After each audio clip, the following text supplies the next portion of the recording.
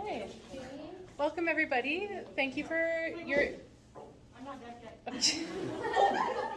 Hope that was a picture.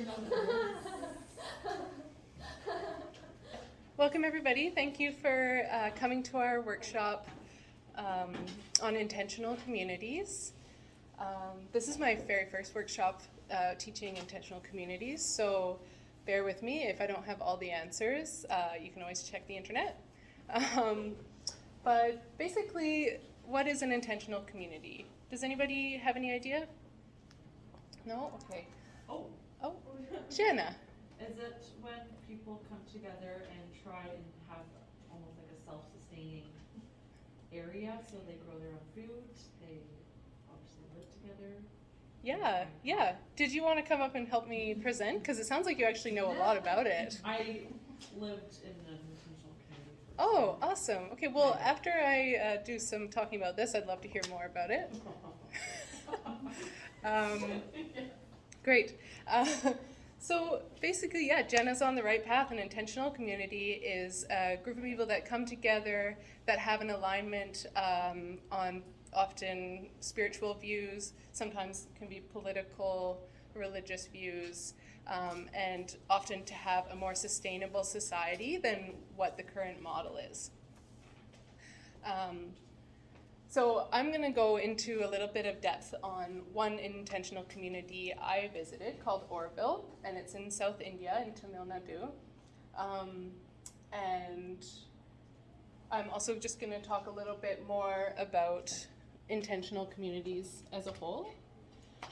So an intentional community is also referred to as an experimental community.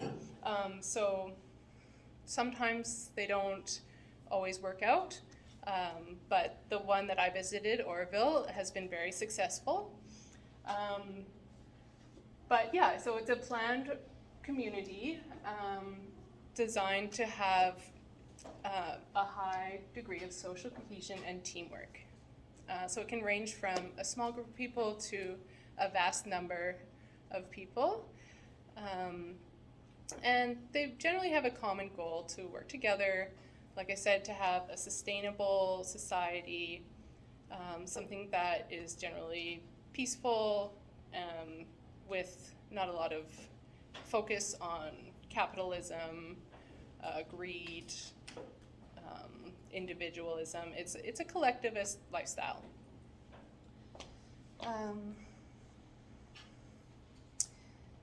So basically, a lot of the intentional communities,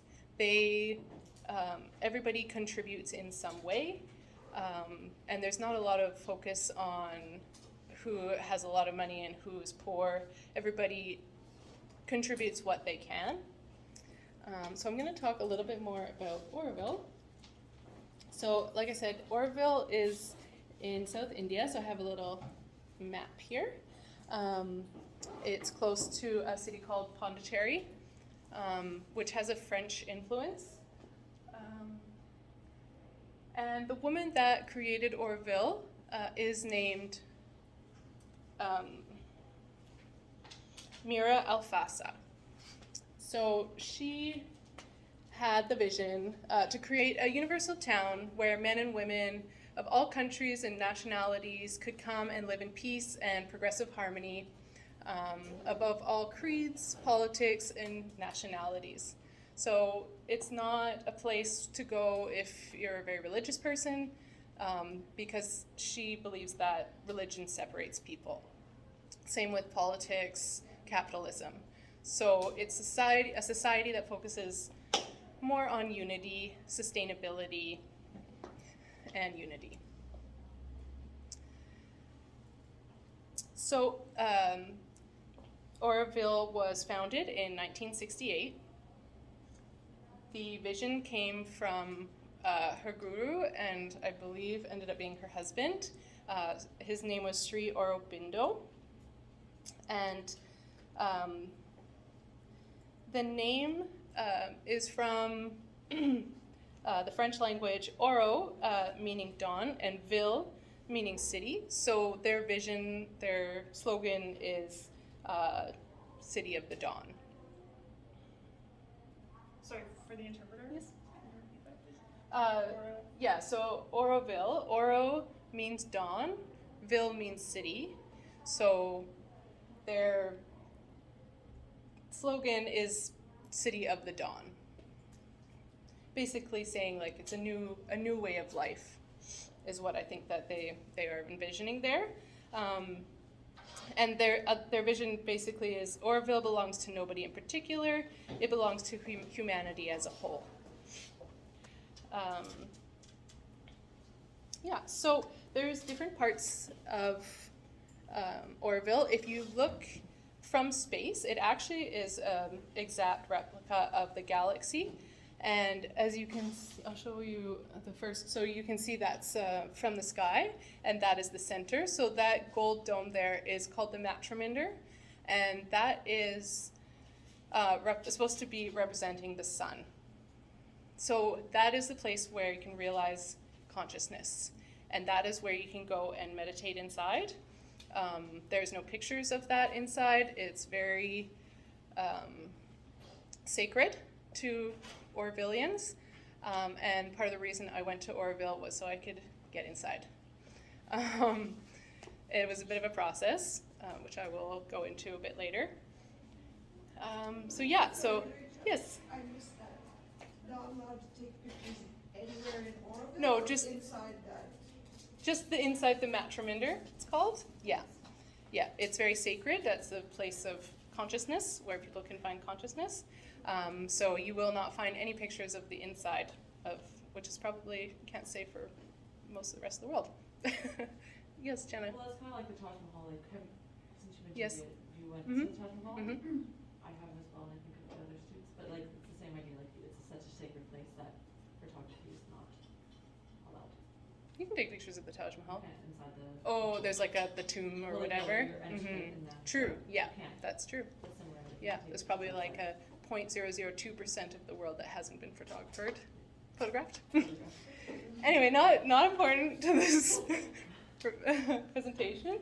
I just wanted to show you that that's the part, if you zoom out even more, you can see the whole community is shaped like the galaxy. It's really neat. And this attracts a lot of different people from all over the world of architects that create incredible designs there. You can check online and see all these epic different structures that have been built there. And I'm going to go a little bit into like the different zones of Oroville. Right now there's about 2,800 people that live in Oroville, but it actually has room for 50,000. And there are people from all over the world that live there. There's children, around over 600 children that live there, and they go to school there.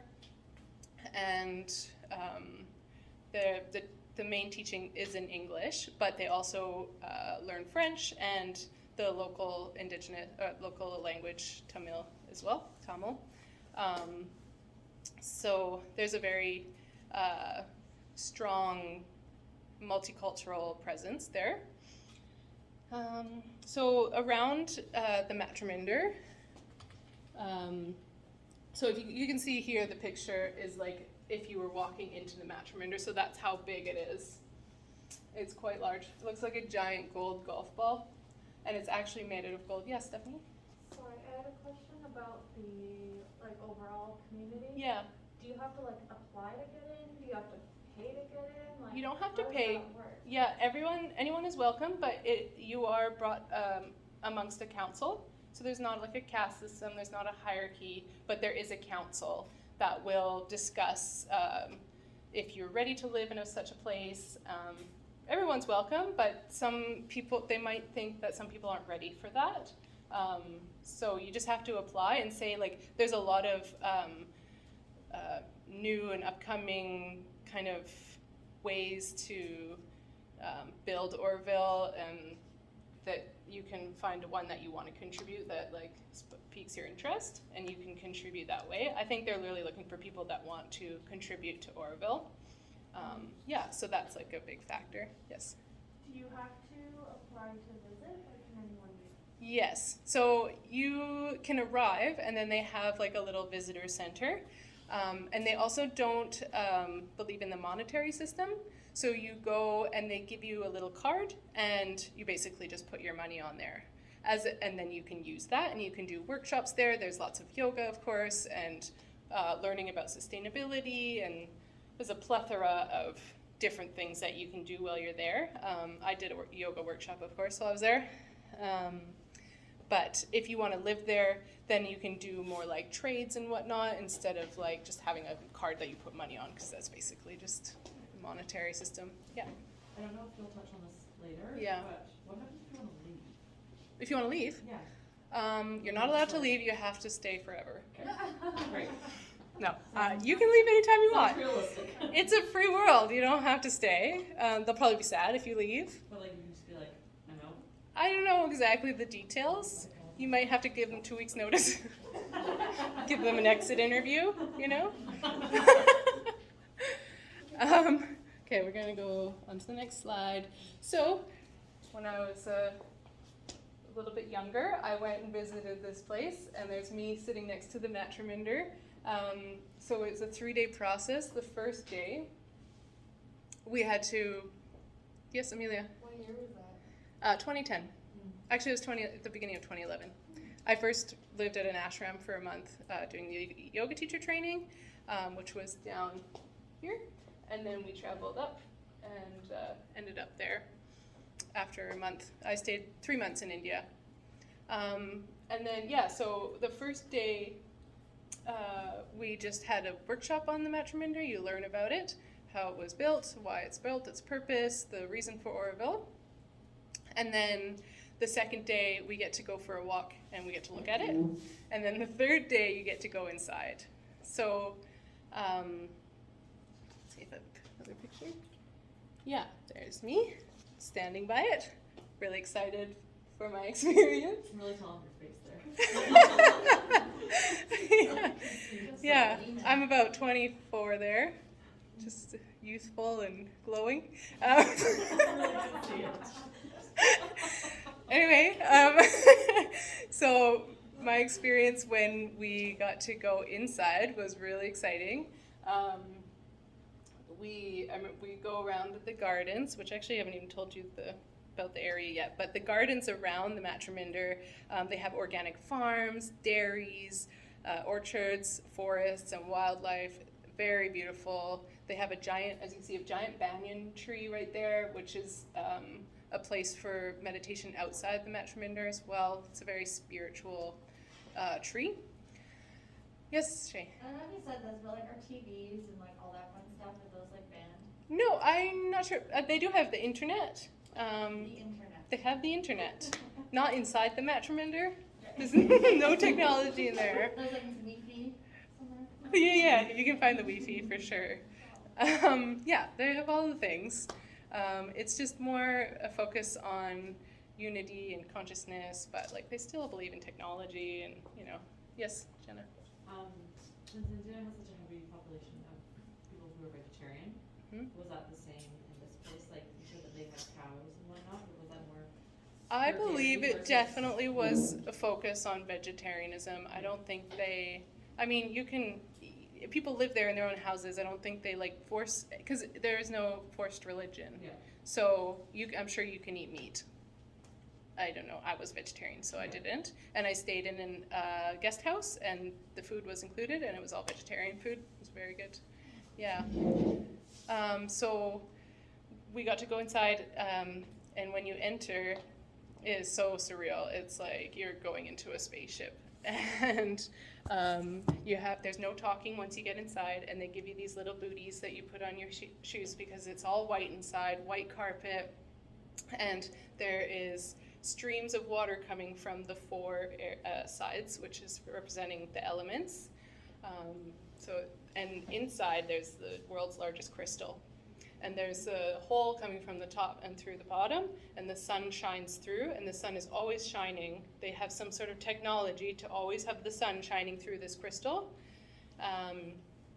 And so even at night, they have a solar light. So there's always a light going through. So when you enter, there's a spiral staircase, and you You walk up, and then there's like a white carpeted floor, and you sit down, white marble, thick white marble, what do you call it, sides? Walls. And you only get, the first time you only get 15 minutes to reach consciousness. I remember sitting down and being like, whew, this is a lot of pressure, like, gotta meditate, gotta get into it. And then I sat down and they told us, like, when the 15 minutes is up, then they'll flicker the lights. So I remember sitting down and being like, oh God, this is a lot of pressure. And then all of a sudden it was like, boom, and I like got into this like clear state. I think it was just the fact that I had such a short time that I was just like, and I just spent a month at the ashram meditating, so I was already in that process, I suppose. And I was able to get into this really amazing state. And then I remember like it felt like a second, and the lights were flashing, and I just being like, I loved it in there. I was like, I don't want to leave. This feels really good. It was like being back in mama's womb or something.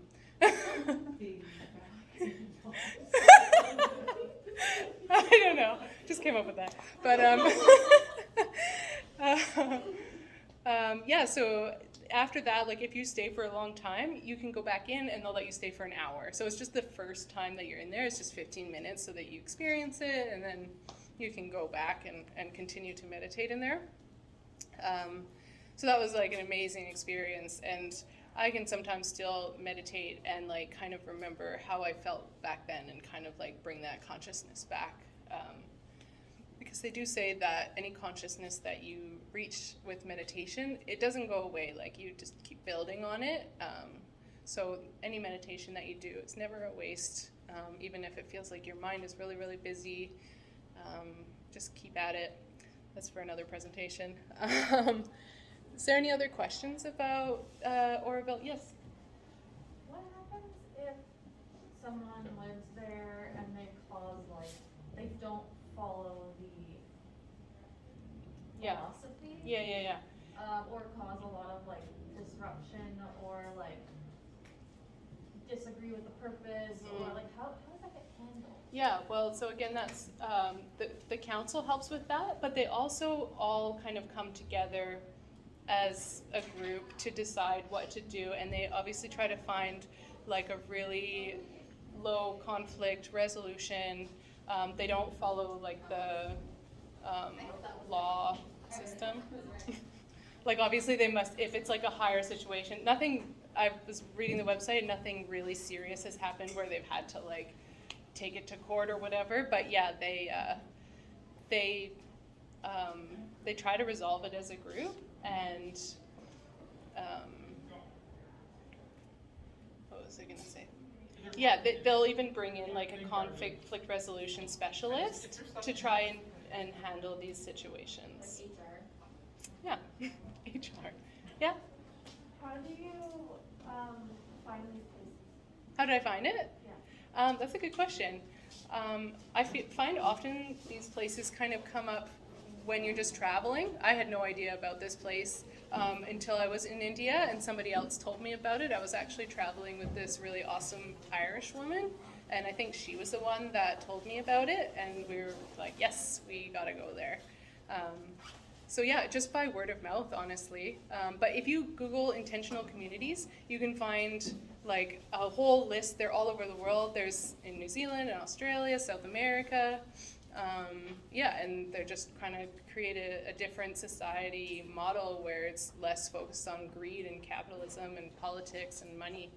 And Oroville has been recognized all over the world as a really successful model for society. And the Prime Minister of India really supports it.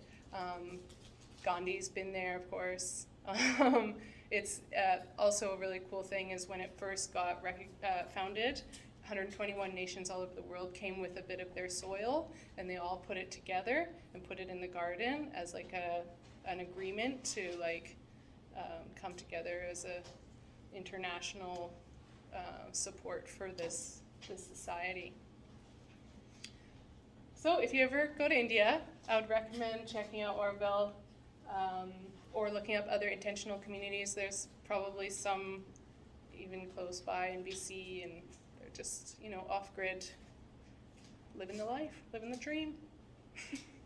So thank you for coming to my workshop. You guys are great.